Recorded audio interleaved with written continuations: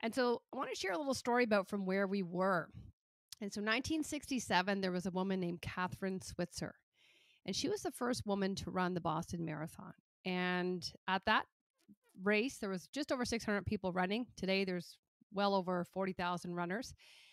And at the time, there was a press truck and there was a race director, and they spotted her bib 261, and they saw she was a woman, and they jumped her. They attacked her from behind as she was running, and she was completely caught off guard, and she was so afraid.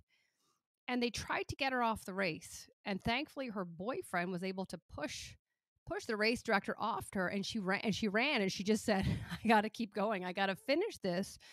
But A, to escape, Jock, who was chasing her, that was his name, the race director at the time, but also she said for women in general, like, this is a movement I've started. If I don't finish this, you know, we're not going to move forward. We're not going to have future women running marathons, and we're not going to basically have that belief and that sense of equality. So there was so much more riding on that than just women. And so, that unwavering belief she had in the past, how can we as women, embody some of that? And so here's a picture for those of you watching of Catherine Switzer. And I actually ran the Boston Marathon in 2008, and I saw her there. And I was so emotional seeing her because I remember thinking, if it weren't for you blazing the trail, I wouldn't be here. And so I was just so grateful. And it made me think, you know, how many women are Catherines now, and maybe we're unaware of it. Maybe we're doing things. We're creating a safe space for our team to open up and share. We're empowering them, and we might not even be aware of it.